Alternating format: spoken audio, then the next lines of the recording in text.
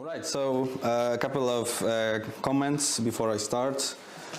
First of all, Jennifer was talking previously about having fun and motivation, and asked us to be to accept each other, not to judge each other. And so I was listening to this and I was thinking that this will be a nice compliment to her talk, or rather nice anti-thesis. So I actually would like you to ask to be judgmental, to be hateful even, to enter the realm of sorrow and pain, hopefully. But seriously, I have a couple of goals for today. Some of them are selfish, but so first of all, I would like to raise a bit of awareness, if I can, or to start some kind of conversation. Maybe even we could implement some of the things I will be talking about, maybe. And last point is that, well, 2 points. To a large degree, I will be talking from personal experience. However, of course, I'm not a doctor, and I'm not giving you medical advice. If I have one takeaway from this whole thing, is that you should start thinking on your own for things that work for you.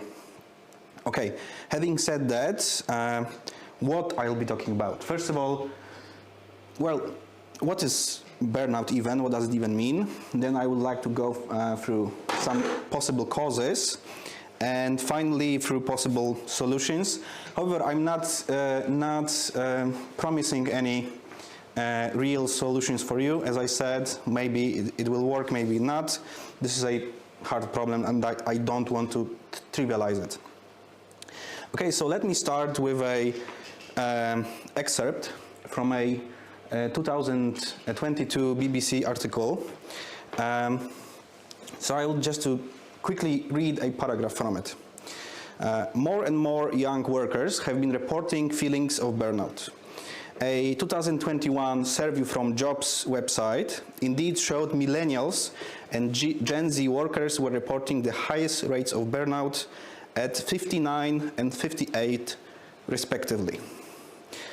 The article goes through other sources of information, such as Asana, a management platform, which shows even a grimmer result. This is specifically for millennials and Gen Z, so just simplifying a bit, we can assume something around 50-50. So statistically speaking, at least some of us will be burned out, or are burned out, or was burned out. Conservatively, maybe just 2 of us, maybe 3. I know for a fact that this is a problem even among us. So I hope this is relevant, or I know that this is relevant.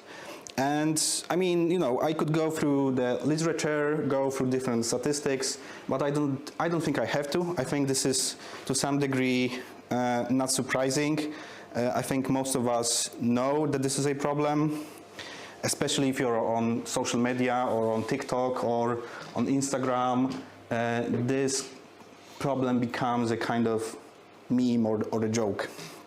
So, and this is a warning sign. All right, so the point here is that this is relevant to us. So I wanted to talk about this. Okay, so before I go into the definition and the meat of the presentation, I would like to comment on a few things, some key points. So first of all, although this is a large problem worldwide, even maybe a pandemic, after a pandemic, occupational burnout, which is something different from a general burnout, which can be also called depression, is not recognized as a medical diagnosis, right? So, however, it is recognized by specifically World Health Organization as a real phenomenon however, related to work.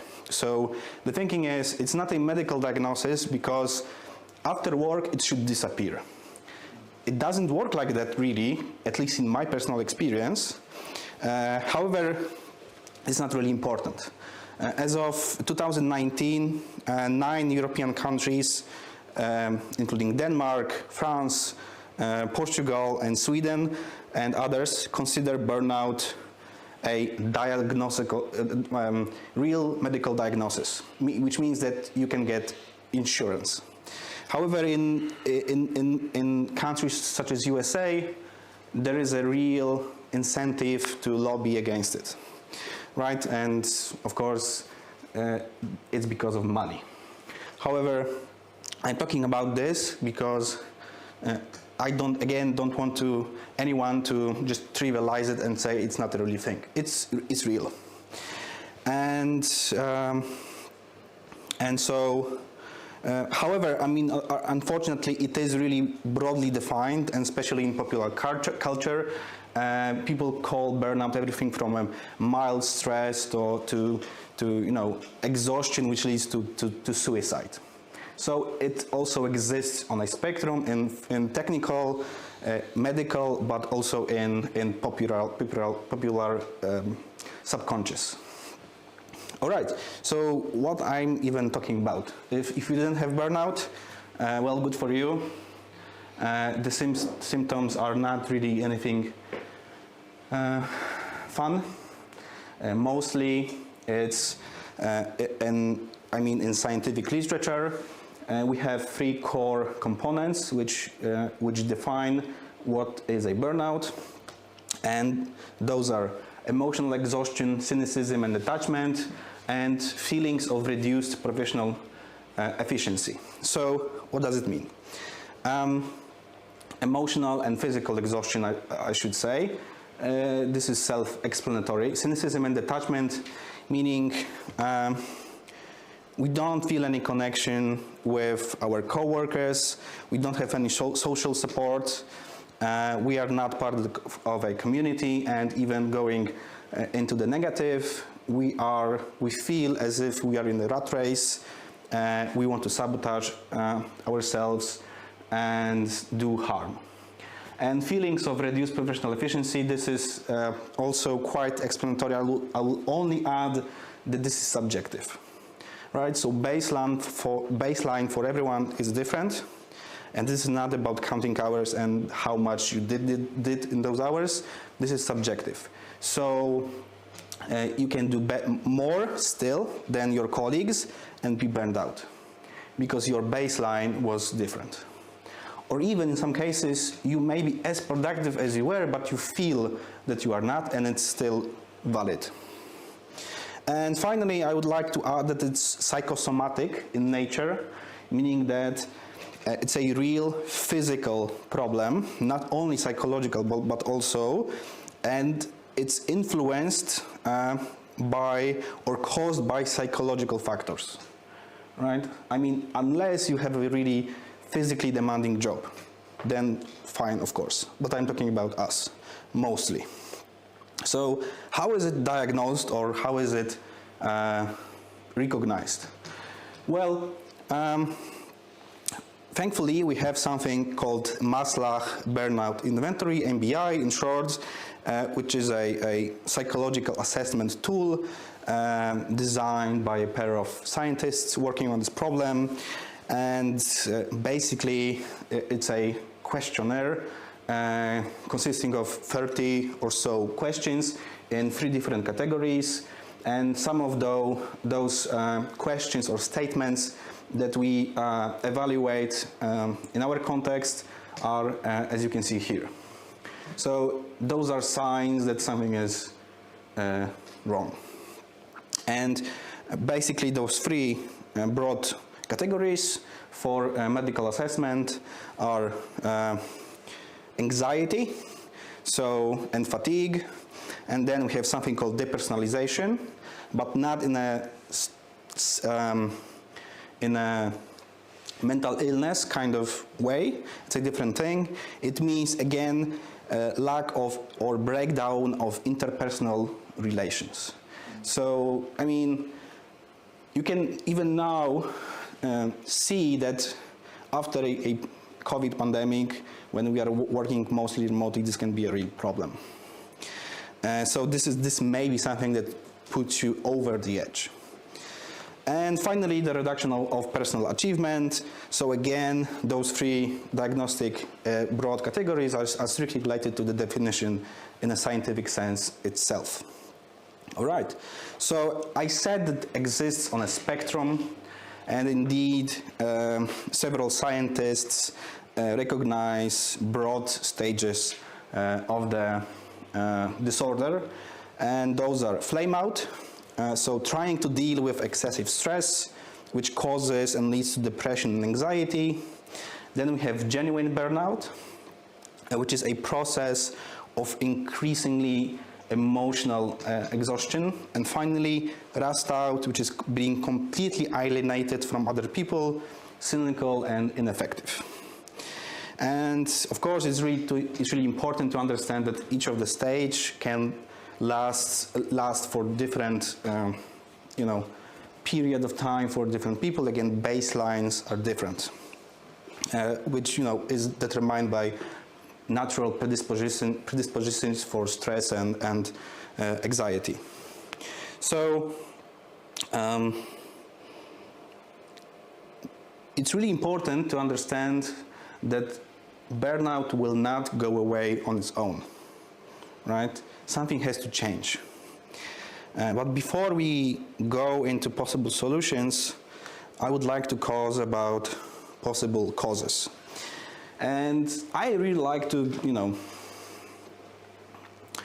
understand something analytically and break it down into neat categories. In this case, identify causes and how they interact with each other.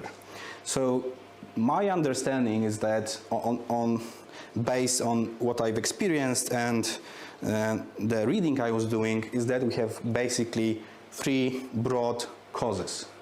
So the problem may be you, the problem may be the job itself, and the problem is the world.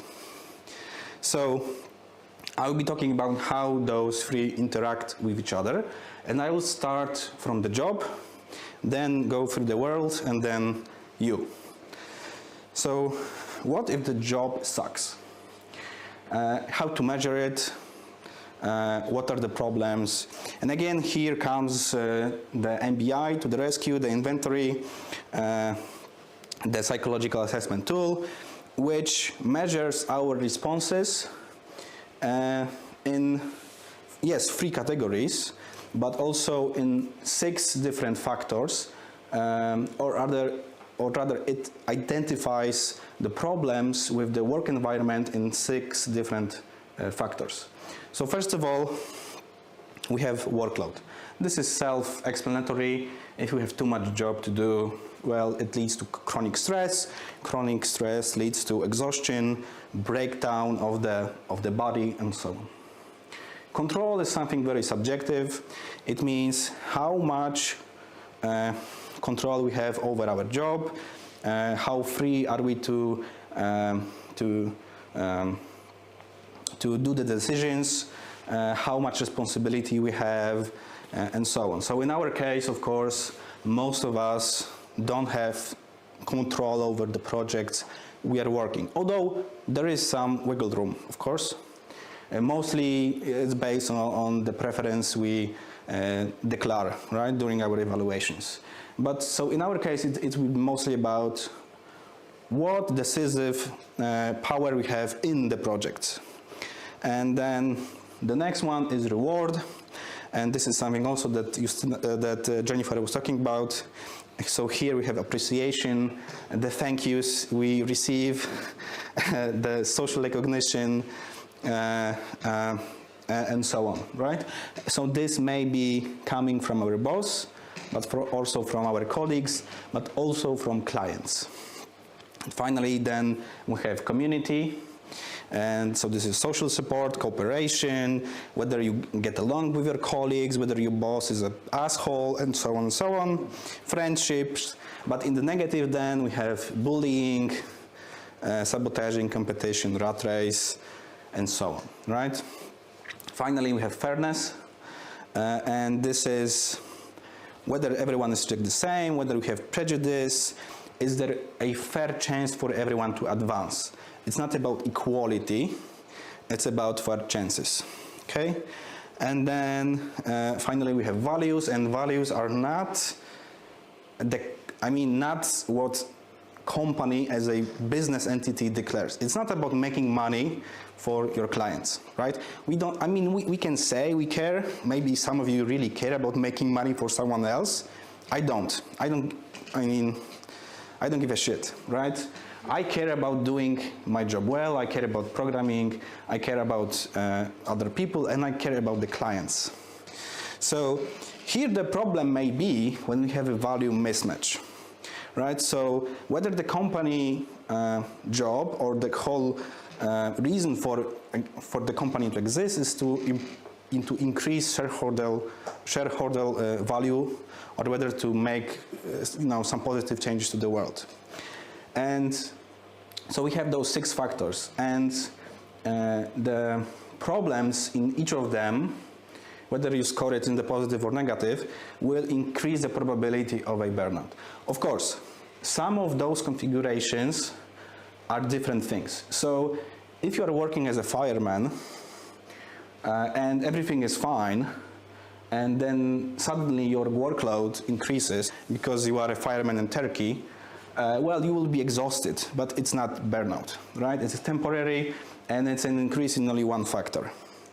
If you are detached, you don't like your job, you do it for money because you have to survive, you will not care about community, reward, values, and so on. It's fine, it's stable, it's chronic per se, but it's not burnout. You don't care, and it's fine. And if all those factors increase, then we probably have a problem. And of course, the time is really important too. Burnout is chronic. It's not, I have a bad week, and then it's fine. Right, so, and putting the salt on the wound is the fact that in most companies, speaking generally, we are responsible for dealing with burnout, which is often caused by the job, the work environment itself, right? So it's literally victim blaming. Okay, so the second factor is the world. So here I have 2 categories that I identified. First of all, culture, and then economics. So I will start with economics because this is really simple. This is not much to say.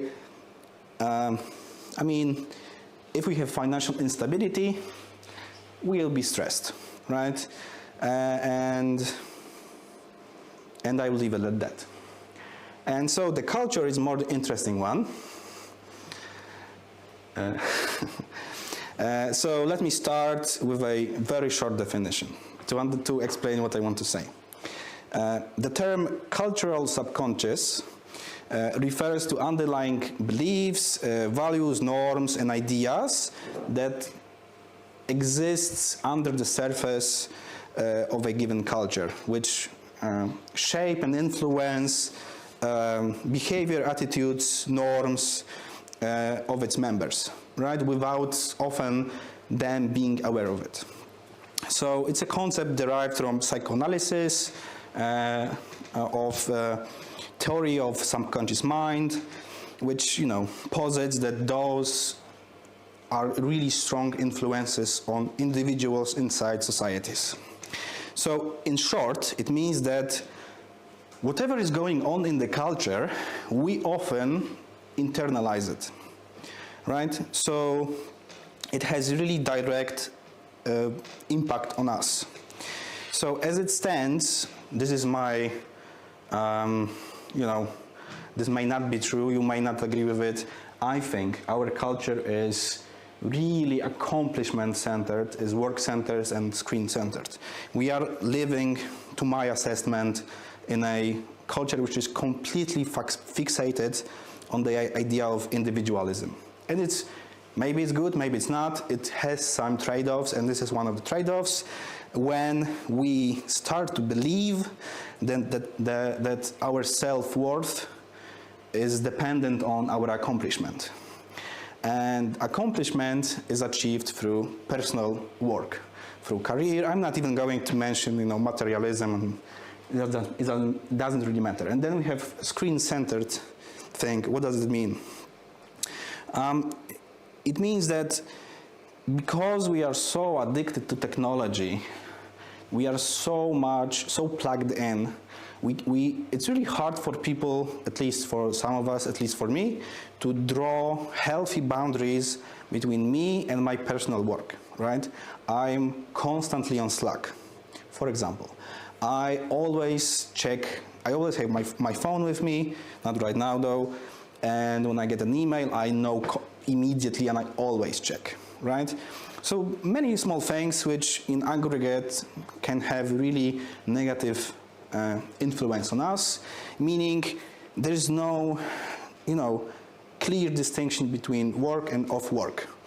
And I mean here work can be real work, but also in general self-improvement, all this crap. You may always do something, the work never ends. You can always, tweak your LinkedIn profile, learn something new, read the self-help book. This is the same area of, stuff as work, right? So, and then social media, of course, make everything worse. I'm not even going to go into details. Okay, so let me give you an example of how I think this can, have an effect on us. I would like to show you a small fragment of a real conversation I had with a real person in this company at some point. It's of course anonymized, and of course it's in English, right? So this is how it went. I got a question on Sunday evening about work. And my immediate reaction was, why are you working on Sunday evening, right? And the response I got is, because if I do it during my work time, it's going to take a lot of time, a whole week, and I need to show some results. Show me results. So my reaction was, of course, if you are going to work with this mentality, you will get stressed out. And then we had some conversation, and I added, it's not a race. It's something like more like a marathon, right? Not a 100 meters dash. And the response I got is, it's not a race, but I really don't wish to be considered useless, right? So here we go to the third factor, when the problem is you. Meaning, for whatever reason, maybe you have mental health issues, like, I don't know, maybe you are borderline, maybe you have depression, maybe something happened in your life experience, maybe you have some, for whatever reason, predispositions to seek acceptance or need it, to prove yourself. Maybe you're just a hustler, and it's fine, it works for you at least to some point in time, and then everything breaks down. Or maybe you internalize the culture, whatever. You end up in a situation when you are your job. And if you are not doing your job well, you are worthless, and you are incompetent, and because you feel this way, you have feelings of you are guilty, right? Because not only you are doing your job poorly, but you also have a burnout, and you can deal with it, and you should deal with it, and you are thinking, oh my God, what if they fire me, right? What you have Dunning-Kruger, and all of this crap accumulates. So coming back to the analysis, to what I said at the beginning, that I really would like to understand how those three factors interact with each other. Unfortunately, I came to the conclusion it's not really possible. And here is a fun metaphor I came up with, because I recently was reading the Free Body Problem science fiction novel. That it's like Free Body Problem in physics, where you have three celestial bodies, and the problem is how to understand the interaction between those gravitational forces so that you can predict the position of those bodies in the future. So you want to understand this interaction, and unfortunately it's an extremely hard problem. It's so subtle and prone to change that it seems chaotic. So my point is, I think we don't have to, fortunately, understand exactly why we end up like this, but it's useful to at least keep in mind that maybe we have some internal issues, emotional, deep, personal issues. Maybe it's something in the work environment, maybe it's the influence of the culture. I think it's useful to at least keep this in mind, but don't try to understand it too much. It's a useful heuristic, if you will.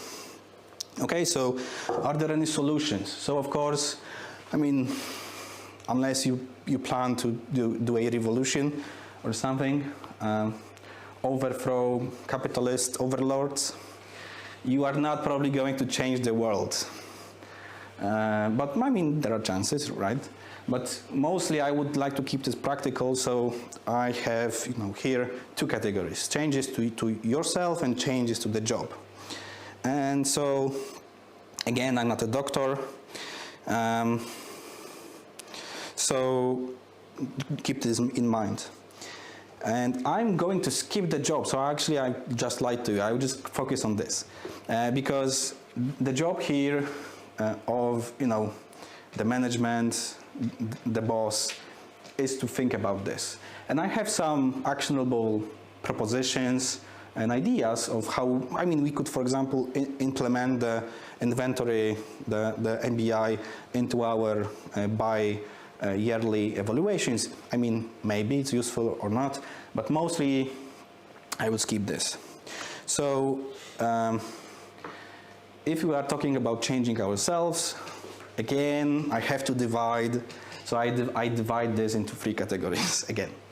And those are not in meaningful order, but I think there are differences to their usefulness. So I will start with rest. So what does it mean? And to before I start talking about the rest, I think it's useful to think about this problem of chronic stress and burnout and all of this in this way. We have some capacity for stress, right? And it depends on our genetics, on our things we learn as management skills or whatever. We have some capacity for stress, and then we have stress. And if this stress, there is more stress than we can handle, we are feeling overwhelmed, right? So those three categories will interact differently with this graph. So some of them, like rest, should just move this here a bit to the right, so you feel less overwhelmed, but they are not going to, decrease the stress. To decrease the stress, we have to do different things. So, however, it is, I think, the first thing we have to do, and it's learn how to rest. Many of us, like me, don't know how to rest. If I rest, I'm not working, I feel guilty. I should be doing something productive. Not necessarily writing code for the client right now, but doing something productive. And this is something I bought in, I was scammed, and I had to unlearn it, right? And this may seem obvious for some, good for you. I'm jelly, but for me it was, and it's not obvious at all. So, no, I mean, unfortunately, hyper-conscientious people, hyper-productive people will burn themselves to death. And, if it works for you, then fine. However, the irony is that rest will almost always improve performance. And there are some studies on that. And for example, if you take, in one study, the employees took 2 days extra in month, which was planned, so they had like a 4-day weekend, and their improvement went up by 10%. Their productivity, right? There are a lot of different things you could do. I'm not going to list them for you because you have to find those solutions yourselves. I, for example, every day inside the middle of the day, the busiest, I take an hour break, I eat and I go with my dog for a walk. And it works for me to some degree. For some of you, I already talked about this. Use your Makimo days, please. Use them. Right. Or, do like the guy did. Okay, so the second thing is improving your capacity for rest. And here we have a lot of crap that you've heard thousands of times. So I'm even skeptical a bit. We have, do any of those, right? Do meditation, do exercise, eat healthy, great. Or just, just buy my book and like and subscribe, please. So I'm giving you a warning because I'm skeptical of it. However, it may be useful, especially for me, something called destimulation, or this is another buzzword right now. Maybe you've heard of it, dopamine fasting, right? Or digital minimalism. Basically, we are overstimulated. We are, me, for example, I'm playing video games, I'm watching YouTube, I'm constantly listening to some stupid podcast, even if I'm walking with my dog. So the only rest is when I'm meeting with my girlfriend. And I had to stretch it out. But this is all crap if you are not doing this, right? So again, I don't know what is your problem. If you have clinical depression, go to a doctor.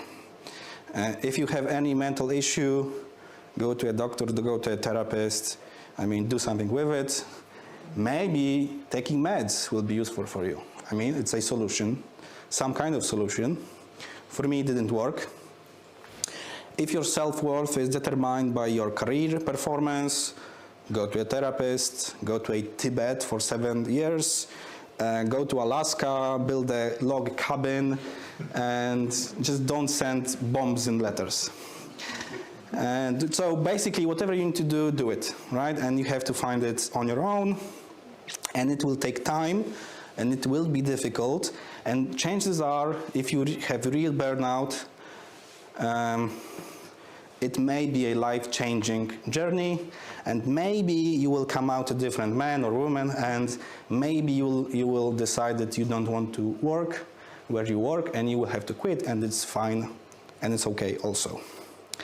Especially if the underlying causes are outside your control, right? That's okay too. So on a personal note, and this is only a personal note, something that really made me realize I have unhealthy relation to work, and it was a couple of years ago, was this book by a Holocaust, specifically Auschwitz survivor, who is also a psychiatrist, and after his time in comparing burnout to concentration camps, of course, he came up with this type of therapy called logotherapy, which posits that, first of all, lack of meaning puts us in a kind of existential vacuum. So absence of meaning means feeling of emptiness and lack of purpose, and leads to depression and death. And on the positive side, we have it encourages people to reflect on their values and passions, and really consciously identify what is the source of meaning for us. I realized that for a couple of years I was doing things, motivated by things I don't really care about. So I had to reframe everything, and as you can see, I'm still working here, so I didn't change anything in the real world, only here, but it was not enough, but it was a large part of the job. So reframing can be really important, and then fostering resilience. So his philosophy teaches that if you are going through something hard, through chronic stress, through burnout, whatever personal tragedy, a sense of meaning will get you through it. It's really important. And finally, the idea is to enhance work-life balance, again, through finding source of meaning. So, it helped me, maybe it helped you, maybe not, maybe this is useless for you. That's fine also. So, what are my takeaways? Basically, I have only two. First of all, it's okay to be burned out. I know that some people have a real strong impulse to devaluate their experience and say, I don't have a burnout. Burnout is really serious, it's a serious problem. Other people have it worse. It's fine to be burned out, and again, it exists on a spectrum. And then finally, perhaps the most important takeaway is that the first thing is to admit and acknowledge that you have a problem and think seriously of what you need to do. And chances are, this will give you a biggest bang for your buck, just to start thinking seriously. And by thinking seriously, I mean not stopping at the first self-help book which says that you should do yoga. Yoga is cool, but So that's it from me. Thank you for your attention.